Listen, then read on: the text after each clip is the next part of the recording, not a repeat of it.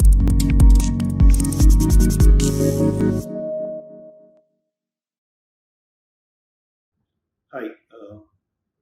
good evening to all of you. I'm Madanagopal and I am part of Sundaram Alternates. Just a bit about our history and background. Sundaram Alternates is part of Sundaram Mutual Fund. It's a subsidiary of Sundaram Mutual Fund. We have been in this business for the last 7 years. We focus in servicing high net worth individuals by providing them the PMS and AF products. This we have been doing for the last 11 years or so. If you look at our history, we have created meaningful wealth for the investors who have come and stayed with us over the last 11 years or so. If you look at across three main products that we have been servicing our clients, we have created almost 7 to 8% sort of CAGR alpha and almost 20% CAGR return over the last 11 years. This is a serious wealth creation business. We have almost multiplied the initial investment amount of many of our investors who have come from the inception by almost 7 times from the amount that they have invested. This was only possible by staying invested into high quality businesses over the last 11 years or so. So if you look at SISOP, the product that we would like to discuss in this video, SISOP, the product, it's been there for the last 11 years now.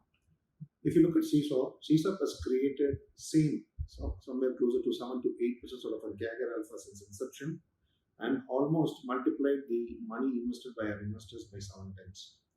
And such a huge alpha was only possible, and I think it's only possible only if you are a contrarian in the market and if you stay invested into concentrated portfolios rather than diversified portfolios. So I'll take you through on our journey of what helped us to create this meaningful alpha in SISOP and meaningful wealth for investors who have invested in SISOP for the last 11 years or so.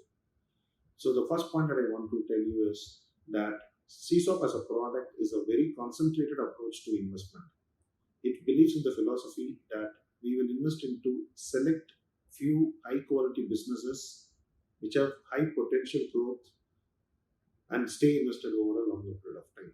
So basically, we are trying to identify here companies where the market has completely mispriced the long-term growth potential of those companies and identify few of these businesses and create a portfolio and just sit on them for a longer period to reap the benefits as these businesses grow.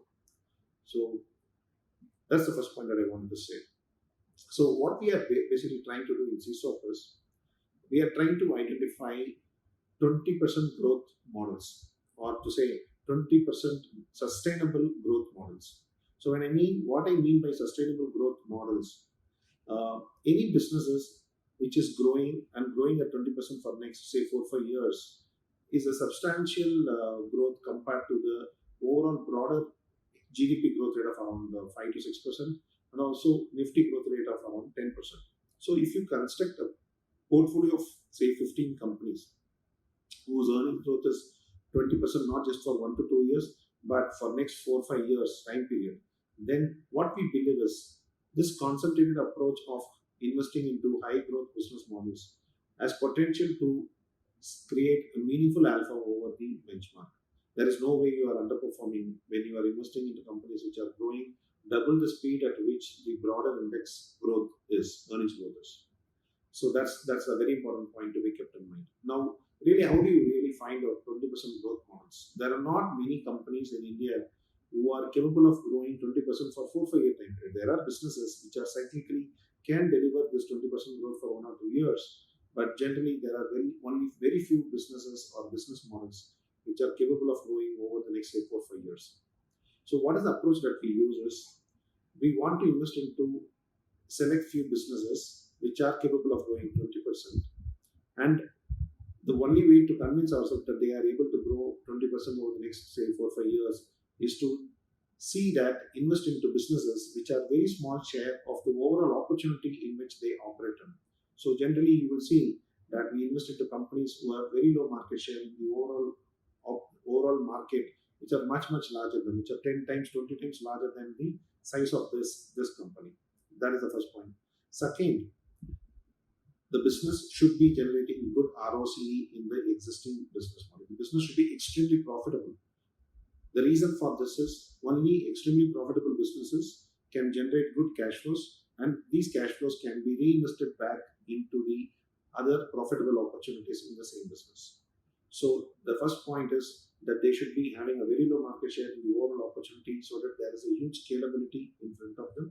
Second point is the business should be extremely profitable, that they are able to generate good cash to reinvest back into the business. And the third point is that the business should have enough opportunity, business manager should have identified enough opportunities to grow the business. So what we look for from the promoters of these companies are that a very clearly laid out roadmap for growth for the next 4 or 5 year time period. So some of them, it might be in manufacturing business, some of them might be in the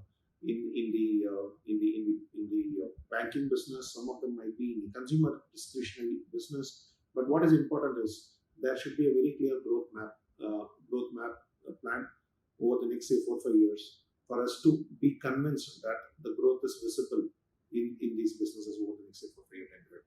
So that is the process in which we filter out companies and we create our conviction on the high growth potential of some of these businesses.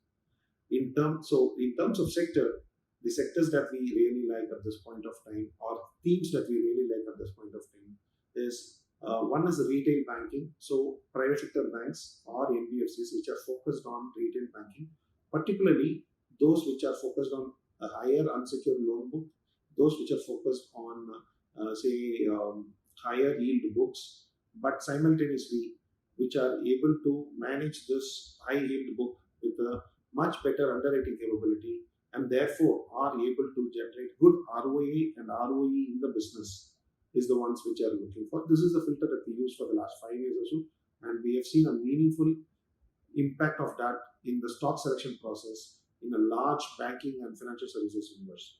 We were able to pick some of the real big winners in the banking space in an otherwise underperforming sector for the last 4 or 5 year time period. It is important in the banking, any banks or any NBFCs that we pick, that they meet our criteria of not less than 1.5% ROA and around 18-20% sort of an ROE. This ROE enables growth, and importantly, the loan growth should be capable of growing not less than 20%.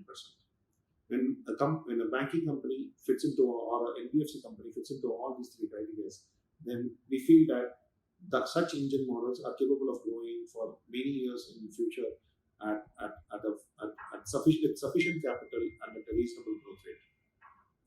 The second sector that we like is consumer discretionary sector. This is a value migration story.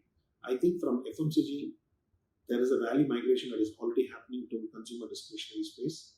And we feel that some of these consumer discretionary companies, which are capable of growing not less than 20%, have been trading at equivalent to FMCG companies, which are growing not even at 10% sort of an earnings growth rate for the last, say, 4 or 5 year time period.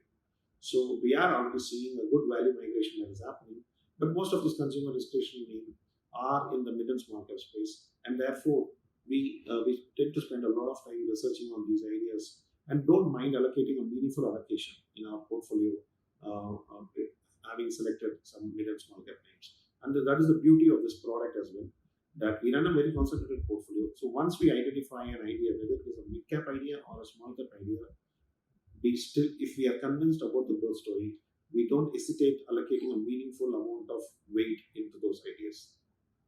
The third sector that we like is manufacturing, which includes specialty chemicals and building materials or even pharma manufacturing, predominantly in specialty chemicals, which is a beneficiary of China Plus One story as well as Europe extension story. Again, when we are investing into these specialty chemical companies, what we are very careful about is that these companies have the ability to identify new projects where they can invest sufficient amount of cash to continue with this growth rate for the next 4 or 5 year time period. So the companies that we own in this segment are all making not less than 20% sort of an ROCE, and they laid out clear capex plan for the next, say, 4 or 5 year time period to literally double their profits from the current levels. So despite not expecting any re-rating in these stocks, just the earnings growth, in my opinion, should be taking care of the return for the investors. So basically what we are trying to do in SISOP is, we are trying to invest into high growth, 20% high growth models, into highly profitable businesses which are able to generate good cash flows and have capability to reinvest back these cash flows back into the business and sustain this high growth rate for a longer period of time. If you have 15 such companies in your portfolio which are growing at 20%, while the Nifty's earnings growth is 10%, then there is no way that you will underperform Nifty. And most importantly, a meaningful alpha is created only by making such concentrated investment into high growth companies. And that is precisely the investment philosophy of SISOP, and that's what we are trying to establish in SISOP. Thank you.